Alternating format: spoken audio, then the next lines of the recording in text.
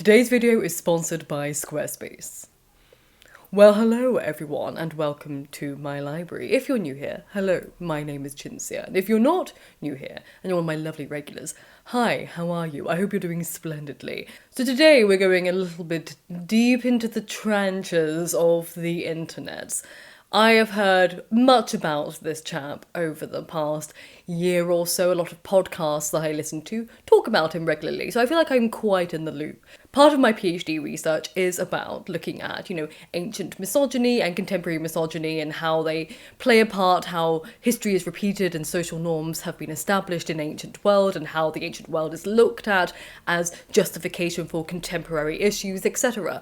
And I thought this would be quite a good avenue to discuss some of, the casual findings that we've come across over the past few years, examples of how, ancient texts and ancient figures are used as exemplar for people of the manosphere in general, and also looking at Andrew Tate and the brief and somewhat, centenary history of the manosphere in general and where his ideas have come from. This is kind of more a general fun essay, but obviously we're covering a lot of, kind of serious topics in today's video, in that, we're getting into the trenches of the internet, and the internet can be a dark and sad place at times, as my dogs can demonstrate because they're having a wee bit of a fight, basically emulating the Twitter sphere for you.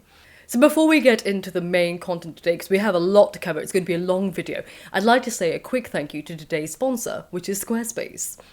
Now, if you've been following me for the past few months, you will know that I've just started building my website with Squarespace, Lady of the Library, and I have built all of my main business websites over the past few years with Squarespace because I love how intuitive and easy it makes website design and layout, and it's become even easier over the years. Building my current website is even more intuitive and easy than it used to be even like 3 years ago, because I don't know anything about coding, which has made using other website platforms in the past incredibly frustrating and difficult, and you put one thing out of place and the whole thing falls apart. It's just chaos.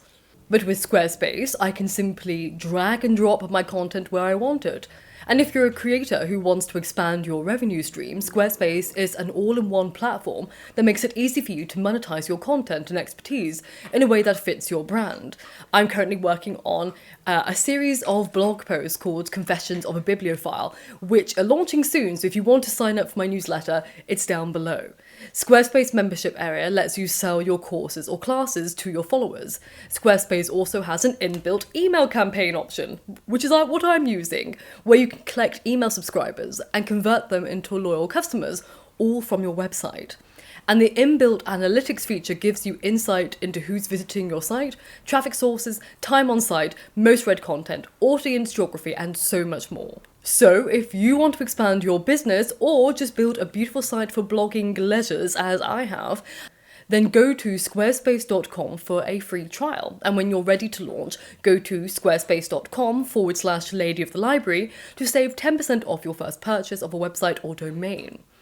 I hope you enjoy my Confessions of a Bibliophile, and I can't wait for you to explore my website, as they should be weekly blogs that go up, and there'll be an interesting blend between my lessons from reading and also my personal life, so I hope you enjoy them. Thank you, Squarespace, for sponsoring today's video, and now let's talk about the beloved Andrew Tate.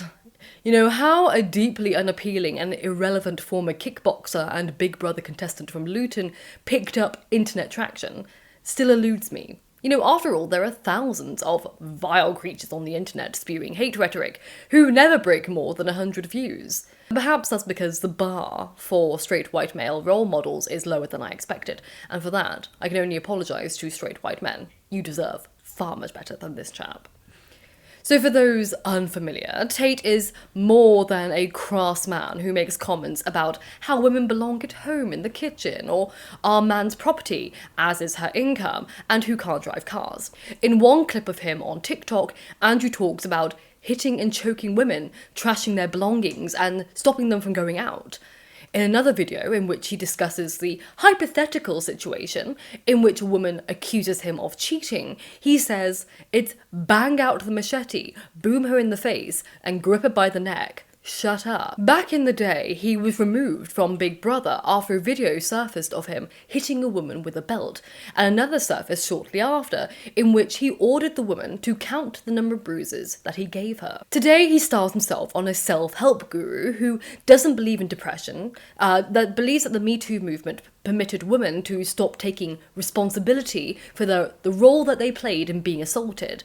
And Tate's advice revolves around making money, which is from sexually exploiting women, pulling girls, and escaping the matrix. And he also teaches his lessons through an online academy. The man has mingled with the likes of arch-Brexiteer Nigel Farage and anti-Islam activist Tommy Robinson. He also went on Alex Jones's podcast InfoWars and met with Donald Trump Jr., posting on Facebook afterwards, "The Tate family support Trump. Fully. MAGA."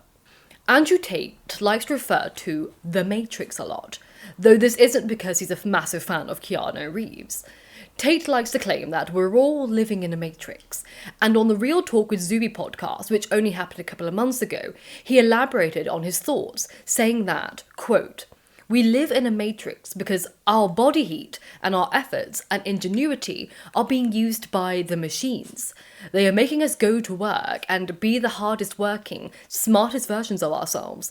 They're using our bodies, but they want our minds to live in a false reality. They don't want you to understand the truth about anything. They give you a computer-generated false reality for you to buy into, to occupy your mind, long enough to keep you functional enough to work, but not sentient enough to understand you're being effed, and just sit there until you pay and pay taxes until you die. That's all they want. They don't want people who truly understand anything about the world. There's a reason why you go to school, and you do not learn about taxes or money or banking or inflation." Okay, so there's no evidence behind any of these claims, but However, Tate's matrix is evidently an extension of the red pill philosophy that dominated the manosphere in 2016. The term derives obviously from the 1999 film The Matrix, in which Lawrence Fishburne offers Keanu Reeves a choice. Quote, "You take the blue pill, the story ends. You wake up in your bed and believe whatever you want to believe. You take the red pill, you stay in Wonderland, and I show you how deep the rabbit hole goes." The rabbit hole, in this case, is reality to those who ascribe to this manosphere philosophy, and that reality insists that women rule the world without taking responsibility for it, and men, their victims, are silenced and oppressed by them. So what has any of this got to do with ancient history? Well, you would be surprised at how many members of the manosphere actually use ancient history, particularly the Bronze Age Greeks, as inspiration for their violent misogyny, and others who use women in ancient history as a cautionary tale for men. Whenever I hear the rhetoric about women bringing down civilization, the future is female is a dangerous future indeed, I'm always reminded of a Reddit post from around 12 years ago, in which a user, in great detail, explained how women and feminism were the cause of the fall of the Roman Empire. The user stated, "Unfortunately, feminism and future is an oxymoron, or fortunately, depending on your point of view, as it seems to be unsuitable in the long run. Based on past history, it appears that a civilization that embraces feminist values will cease to exist in just a few centuries.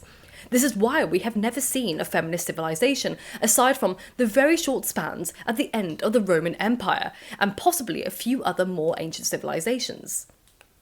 Okay, so what was his evidence? Well, he lists quite a lot, but it can be summed up as follows.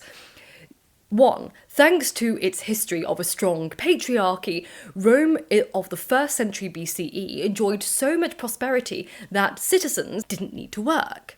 2. That Rome in the 1st and 2nd centuries CE, by contrast, had children growing up without fathers. Roman women showed little interest in raising their own children and frequently used nannies, and that prostitution and homosexuality were widespread.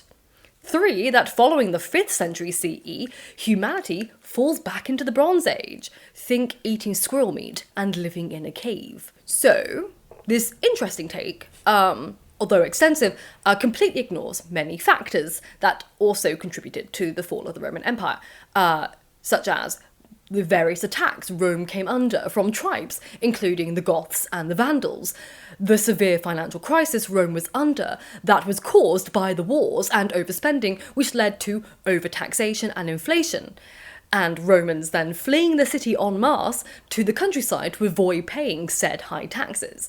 It also ignores the slowing down of the empire's expansion, which reduced the number of slaves the Roman Empire had, thus creating a labour deficit, which resulted in declining agricultural and commercial production, and thus impacted its trade profits. It also ignores the government corruption and the weak leadership for many years, crippling civil war, the decline of paganism due to the rise of Christianity, and the splitting of the governments of the empire between Milan and Constantinople. But go on. Blame women and daddy issues. The idea that women have been the downfall of man and mankind in general has been a tale as old as time, or rather, as old as Eve. Well, actually, no, technically older, but it was fun to say. There's nothing new about being blamed for the undoing of civilizations and humanity in general, despite women being the global minority in leadership, political, economic, and business positions. These numbers are increasing, yes, but only over the past 40 years. The Roman Empire suddenly wasn't outnumbered by women in positions of power. However, it's interesting how historical accounts of ancient leaders and their relationships with women have been used as exemplar by people who ascribe to the manosphere philosophy. Michael Sebastian is a blogger whose site features articles such as How to Turn Your Wife from a Feminist into a Traditional Woman, and he wrote in 2018 a blog titled Powerful Men Who Were Undone by Weakness. Among the many examples of men undone by weakness is Mark Antony, for whom failure turns out to mean sharing power with a woman. So Mark Antony was one of Julius Caesar's most trusted generals in his campaigns in Gaul, and is representative in Rome in the lead-up to Caesar's civil war with Pompey.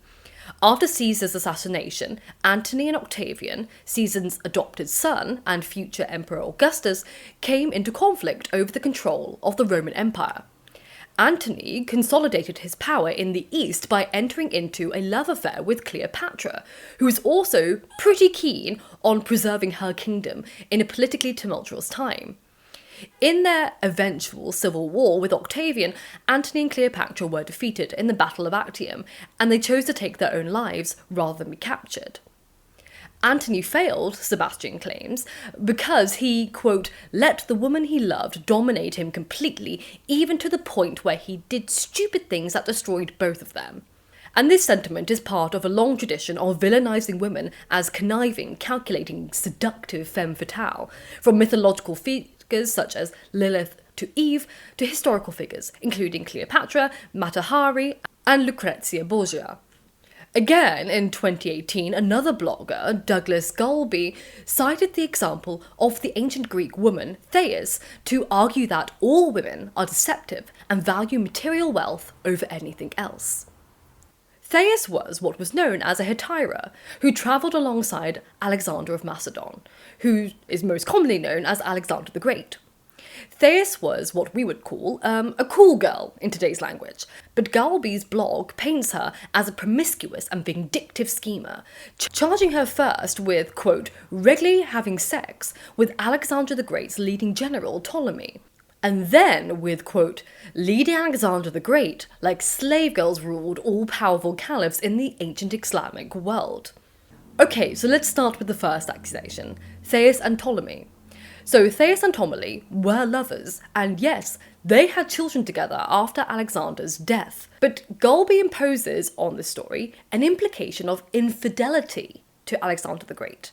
First, this accusation completely removes Thais' status as a hetaira, a cool girl, and it also ignores the fact that there is no written evidence that she and Alexander were lovers.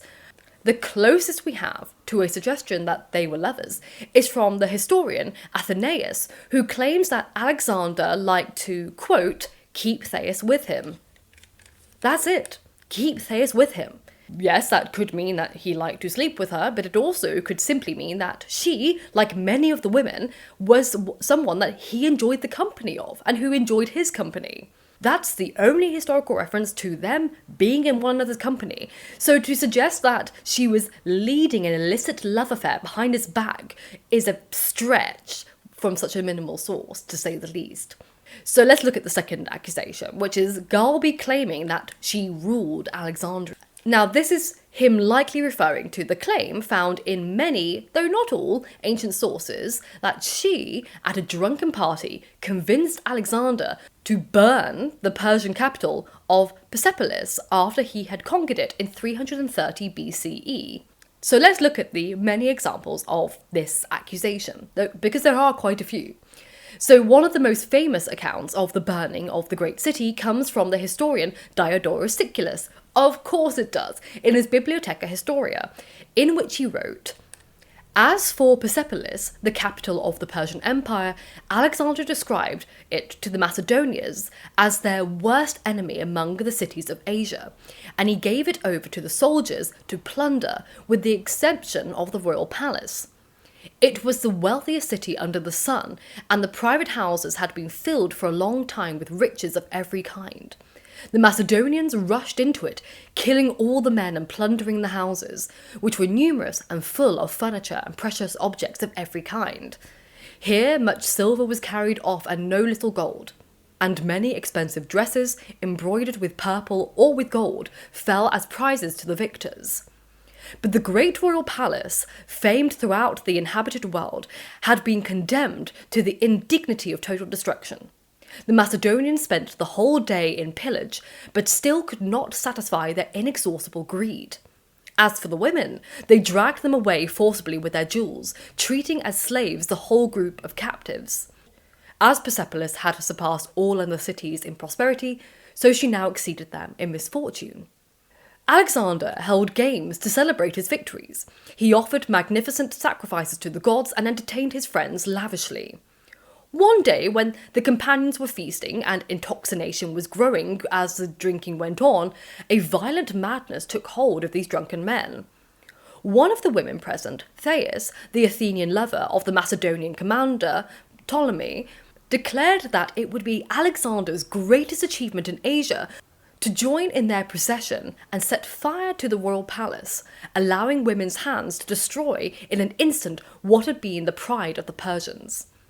These words were spoken to young men who were completely out of their minds because of drink, and someone, as expected, shouted to lead off the procession and light torches, exhorting them to punish the crimes committed against the Greek sanctuaries. Others joined in the cry and said that only Alexander was worthy of this deed. The king was excited with the rest by these words. They all leaped from the banquet and passed the word around to the form of triumphal procession in honour of Dionysus. A quantity of torches were quickly collected, and as female musicians had been invited to the banquet, it was to the sound of singing and flutes and pipes that the king led them to revel, with Thais, the courtesan, conducting the ceremony. She was the first after the king to throw her blazing torch into the palace. As the others followed their example, the whole area of the royal palace was quickly engulfed in flames. The royal historian Quintus Curtius Rufus, in his History of Alexander the Great, also cites Thais as the instigator of the fire which consumed Persepolis, saying, "Thais had drunk as much as the others when she declared that if Alexander gave the order to burn the Persian palace, he would earn the deepest gratitude among the Greeks. This was the people whose cities the Persians had destroyed were expecting," she said. As the drunken whore gave her opinion on the matter of the extreme importance, one or two, who were themselves the worst for drink, agreed with her.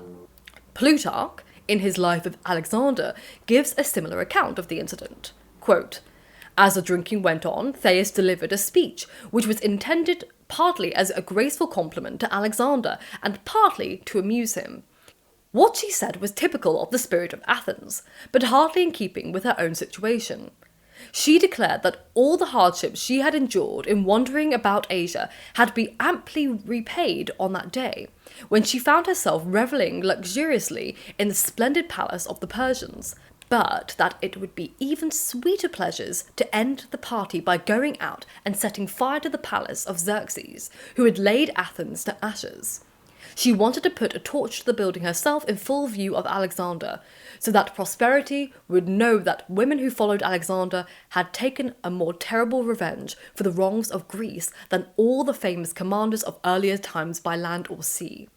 Her speech was greeted with wild applause, and the king's companions excitedly urged him on, until at last he allowed himself to be persuaded, leapt to his feet, and with a garland on his head and a torch in his hand, led the way. However, interestingly enough, the historian Arrian of Nicomedia disagreed with the other historians.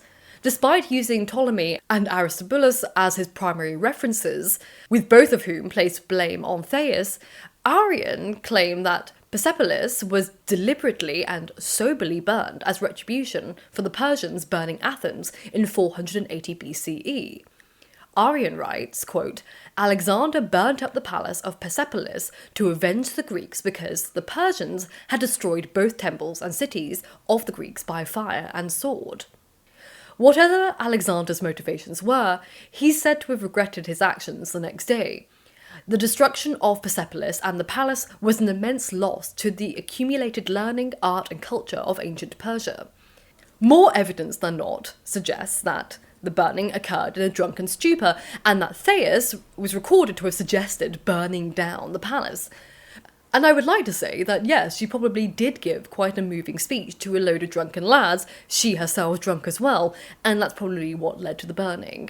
However, to place sole blame on the immense sacking reduces Alexander the Great and his entire army which took part in it to hapless, weak dupes easily manipulated by a single woman, which doesn't bode well for the reputation of a great military leader and his army.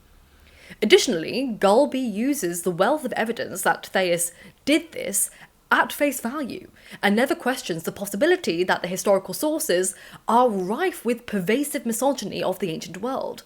After all, it's far easier to blame a woman and drinking for the mass loss of cultural wealth than blame their great leader, Alexander the Great, for making an emotionally rash decision to take revenge on a city in the name of Athens.